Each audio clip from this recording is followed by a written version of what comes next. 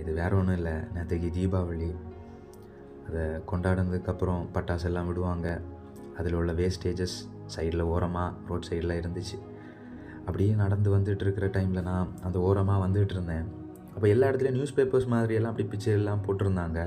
ஆனால் இந்த இடத்துல அந்த பேப்பர்ஸை பார்க்கும்போது கொஞ்சம் இன்னும் டிஃப்ரெண்ட்டாக இருந்துச்சு, சந்தேகமாக இருந்து சொல்லிவிட்டு எடுத்து பார்த்தேன். மனசே கஷ்டமாயிடுச்சுங்க.